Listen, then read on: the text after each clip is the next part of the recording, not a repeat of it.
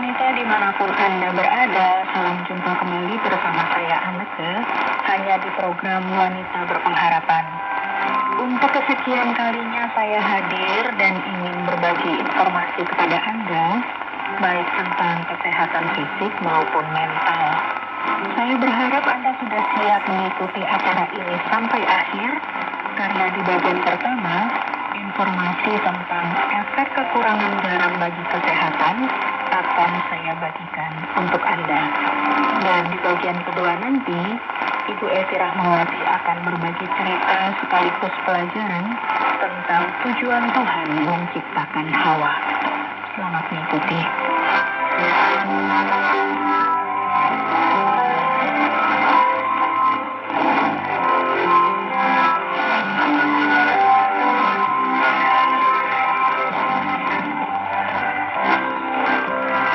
Sahabat wanita, saya berharap Anda masih ingat penjelasan tentang garam yang pernah kita bahas di program ini. Intinya, garam itu bermanfaat juga bagi kesehatan. Tetapi kelebihan garam bisa menyebabkan gangguan kesehatan. Sebaliknya, kekurangan garam juga ada efeknya bagi kesehatan tubuh. Garam mengandung natrium, yaitu mineral elektrolit, yang berperan penting dalam kelangsungan fungsi fisiologis tubuh. Natrium merupakan mineral yang sebagian besar ditemukan dalam darah dan cairan limfa. Asupan natrium pada umumnya diperoleh dari makanan yang ditambahkan garam dapur, MSG, dan produk lainnya yang mengandung baking soda. Natrium berperan dalam mengurangi kadar air berlebih dan menjaga keseimbangan elektrolit tubuh. Keseimbangan elektrolit menentukan bagaimana organ tubuh bisa berfungsi dengan baik, mulai dari aktivitas jantung, saraf, otot, sampai otak. Kekurangan asupan garam bisa berdampak pada gangguan fungsi kelenjar adrenal yang berfungsi mengatur penyimpanan, penggunaan, dan pengeluaran natrium melalui keringat. Ini penjelasan singkat sekaligus bukti bahwa tubuh tetap membutuhkan garam. Bagaimana kalau kekurangan garam? Kondisi rendahnya natrium dalam darah disebut dengan hiponatremia.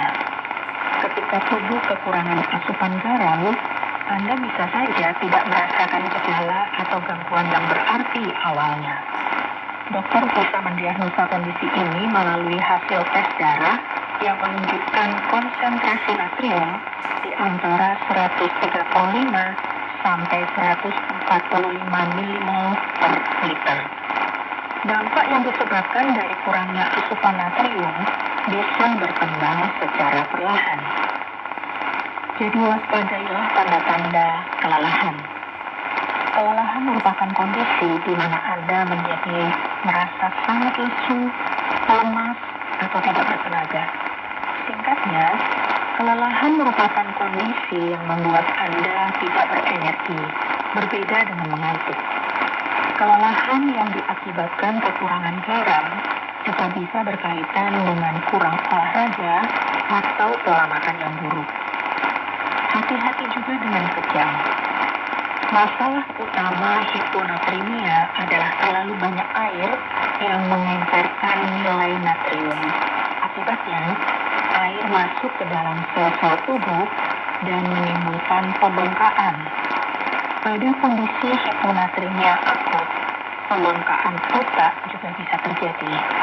Kondisi ini bisa mengakibatkan kejang, bahkan koma. Masuknya air ke dalam sel-sel otak juga bisa menyebabkan gangguan psikologis dan berpikir. Kalau ini yang terjadi, umumnya seseorang bisa merasakan halusinasi, kebingungan, gelisah, bahkan frustasi. Selain bisa menyebabkan gangguan psikologis, kekurangan natrium di dalam tubuh juga bisa membuat seseorang kehilangan selera makan. Karena kekurangan garam juga bisa menimbulkan mual dan muntah. Ini yang menyebabkan nafsu makan menurun. Kurangnya natrium juga akan menyebabkan elektrolit. Elektrolit yang seimbang berperan bagus dalam mengatur aktivitas motorik atau gerak tubuh, termasuk fungsi otot dan sendi. Kalau keseimbangan elektrolit terganggu, Anda pun rentan mengalami kram otot. Otot-otot yang mungkin mengalami kram adalah otot di area telapak kaki, bagian belakang, dan bagian depan paha. Saat tubuh kekurangan garam, tulang juga akan kesulitan menyerap magnesium. Magnesium ini merupakan salah satu komponen pembentuk tulang. Sekitar 50-60% dari total magnesium tubuh ditemukan di tulang. Oleh karena itu, kalau tubuh kekurangan garam, berarti kekurangan natrium dan menyebabkan penyerapan magnesium berkurang. Komponen pembentuk tulang berkurang. Ini bisa meningkatkan resiko osteoporosis. Kekurangan asupan garam memang tidak serta-merta menyebabkan kematian pada penderitanya, tetapi bisa memicu serangan jantung.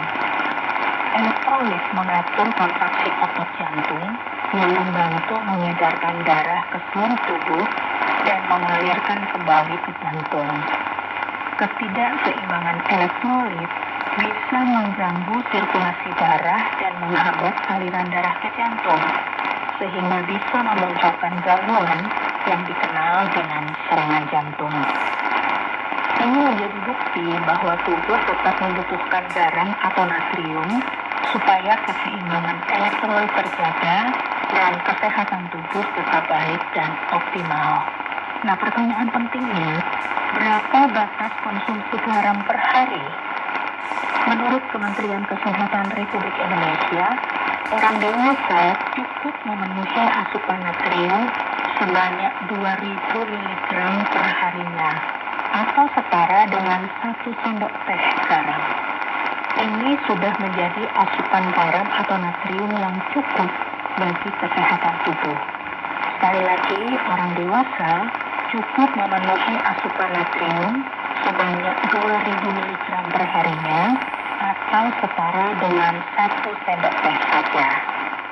Jadi kalau bicara garam yang punya kandungan natrium ini, kelebihan maupun kekurangan garam sama-sama bisa menimbulkan gangguan kesehatan. Kalau Anda mengalami kekurangan garam atau kekurangan natrium, atau yang biasa disebut hiponatremia, akan muncul gejala kelelahan yang bukan mengantuk, kejang, gangguan psikologis, hilangnya selera makan karena mual dan muntah, bisa mengalami kram otot, meningkatnya risiko osteoporosis, bahkan bisa mengalami serangan jantung. Segera hubungi dokter atau tenaga medis kalau Anda mengalami salah satu atau beberapa gejala tadi, apalagi kalau sudah beberapa hari. Pemeriksaan yang tepat akan mendapat penanganan dan pengobatan yang tepat juga.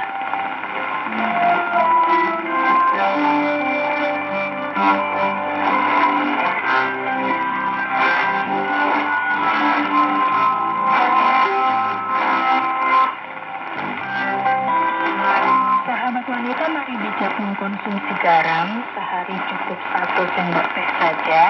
Bisa terbagi di beberapa olahan makanan supaya tubuh tetap sehat dan bugar.